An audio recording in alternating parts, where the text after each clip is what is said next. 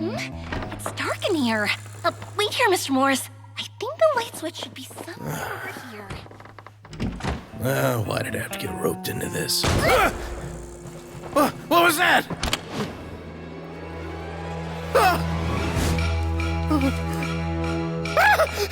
Who's there? Get me out! Get me out of here! Did you really think you'd get away, Morris?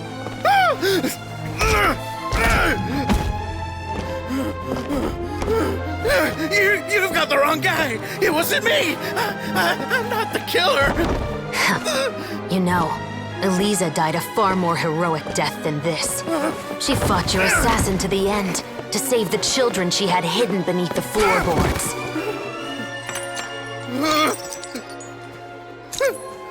That is Eliza's pendant. The one with a photo of you two inside. The one you gave her. Ring any bells? It's a fake! It has to be! There's no way! No way your assassin didn't destroy it, you mean?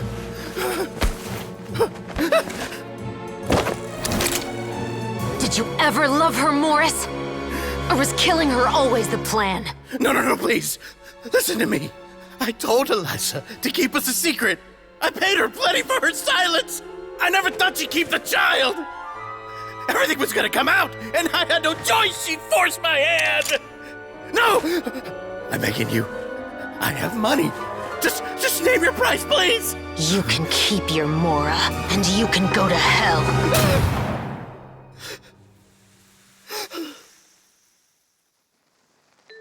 I'm Captain Shovraz of the Special Patrol. Morris, you're under arrest for Eliza's murder. Huh?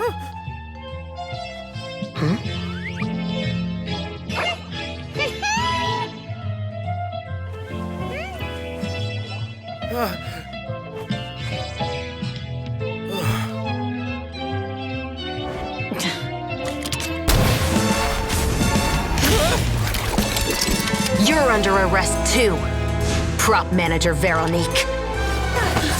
Or perhaps I should call you the Second Musketeer.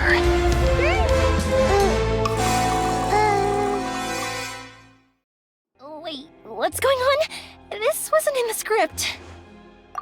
Drop the gun, Veronique. Why? Why would you keep me from exacting revenge on this heartless monster? Drop your weapon. This is my final warning.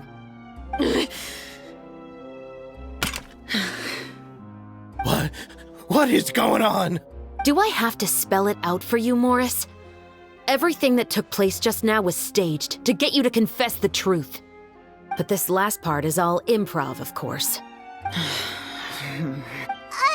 Shovraz, you told us you wanted us to help you stage a play. You never said anything about the Second Musketeer. It's because even I had no way to confirm my theory until now. Thank you for your performance, Yoimiya.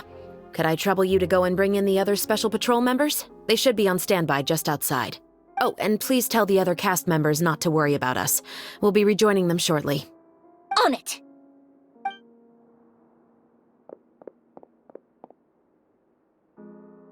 So what do you think, Morris? Care to talk about what happened 20 years ago? My patience is limited, you know. With the recording we made, you have no chance of winning in court. All right. I'll talk. I hired she once worked as a maid on my family's estate. She was very beautiful, and after some time I fell for her. We kept our relationship a secret and carried out an affair for some time, but it wasn't long before she began. If my parents ever found out, they would have stripped me of my inheritance and status. I also didn't expect Elisa to insist on bringing the pregnancy to term. She believed that you were truly in love with her. I didn't have a choice. I gave her a large sum of Mora, told her to leave the family and to get rid of the baby. But then years later, she sent me a letter. There were photos of 2 children, and she even asked if I could find some time to visit them. Huh? 2 children? Paimon thought Baptiste was the only... you mean... Even if she had the children against your will, you could have just ignored the letter entirely. Why I had just gotten engaged to be married to an heiress from another wealthy family. No. You always had a choice. You just made the wrong choice. Do you know how it feels to watch your mother be killed right in front of you? My brother and I were hardly even school age yet. We were hidden beneath the floorboards, grasping each other's hands like a lifeline. We were so terrified that we didn't even know we could ever take a breath. All we could do was to watch Mother try to fight back, and then collapse to the floor. Even after the assassin left, we were still too terrified to leave our hiding spot. We thought that he might come back. It was only until the next evening when we finally climbed out and gathered around our mother. But she had already become cold and stiff to the touch. You made up your mind right then and there to bring this case to light. Not only that, we resolved to get our revenge. And that's why you became the Musketeers. No, that's why I became a musketeer.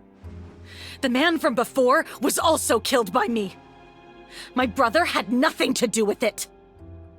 I figured as much. You did? I once told these two that he didn't look like a killer to me. His confession from that night also rubbed me the wrong way. I think what really tipped me off was, how could I not feel a sense of regret in him? Huh? He confessed faster than any criminal I've ever met, but he didn't say a single word about you. He insisted that he was the sole perpetrator in the case. But after the questioning ended, I disassembled the musket we dug up from his backyard, put it in front of him, and told him to reassemble it. Wanna guess how far he got?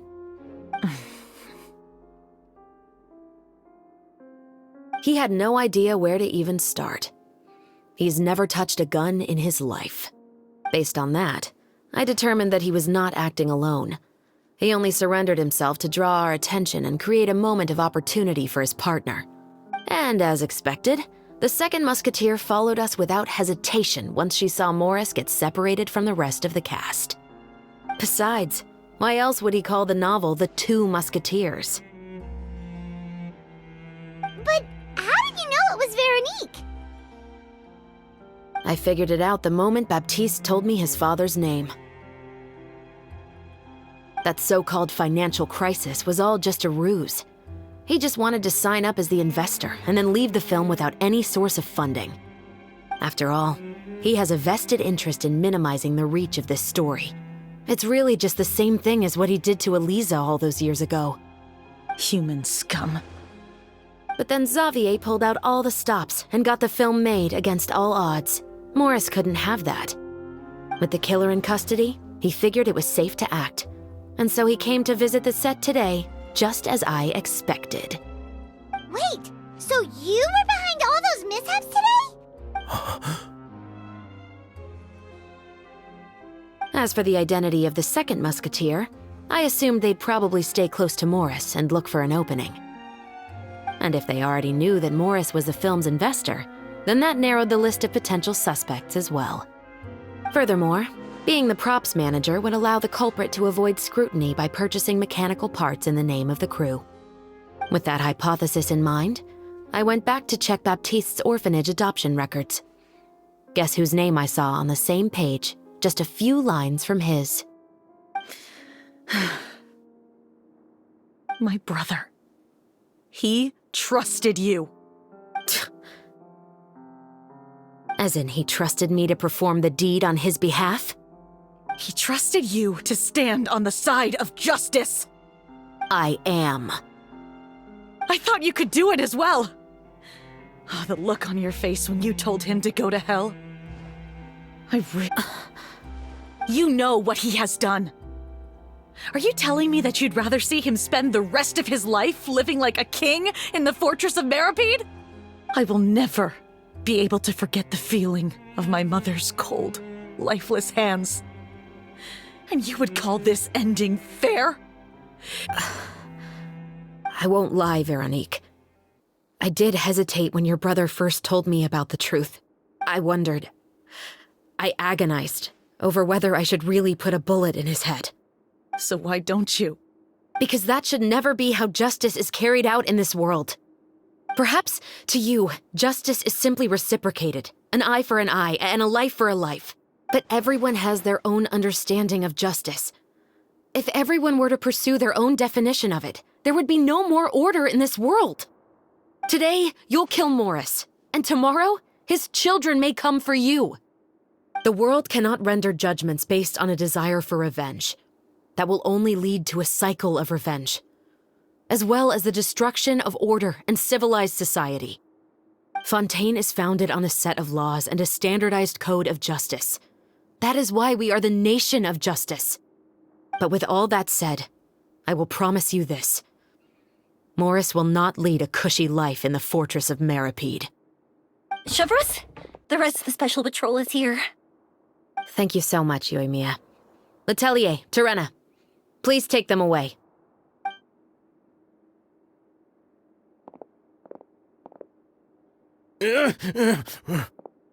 I still can't agree with your reasoning. I know. Justice has not been delivered. At least, not today. Chevreuse. Let's go.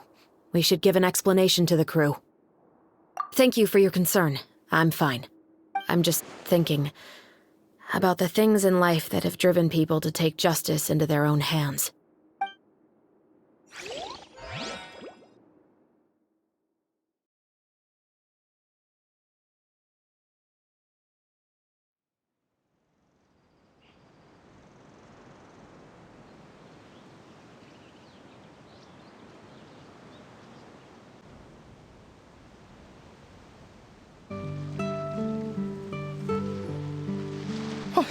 Who would have thought Morris would turn out to be...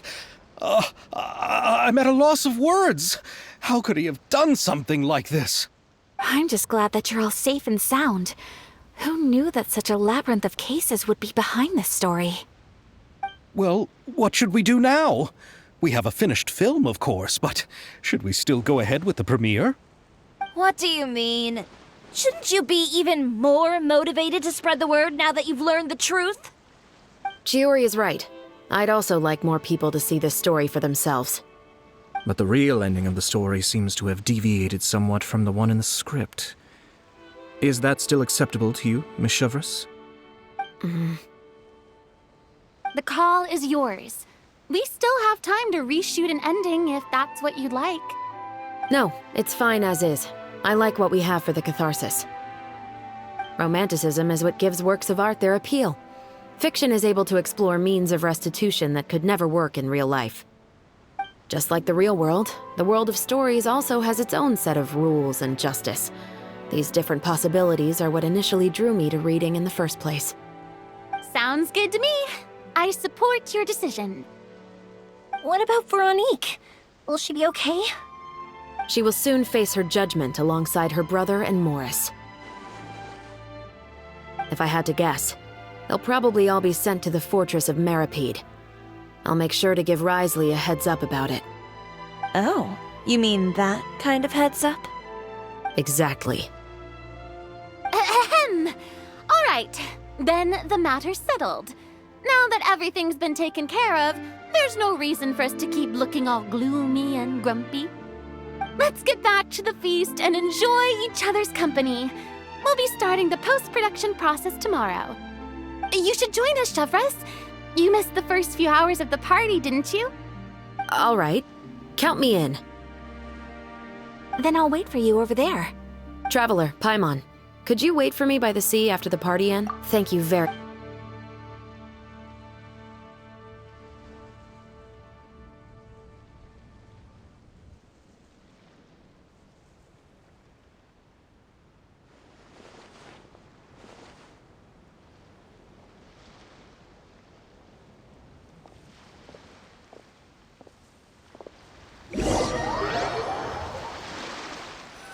If you were in my shoes. Is that so? Well, thanks for sharing. When I was young, my father often took me here to swim. We'd come rain or shine, even when it was freezing cold. He told me that swimming was the best activity to train one's strength of will. You could never give up before reaching the shore, especially when the water was cold. Oh? Why's that? Because the moment you give up would be the moment you die. At that point, I still hadn't received my vision. One winter, the chilly wind felt almost like knives on my skin, and the seawater was so frigid that it numbed my toes the moment I stepped in. I cried and begged my father to spare me from having to swim across, but he wouldn't listen. He used to be a member of the Special Patrol as well. You could say it was his way of educating his children. That sounds awful.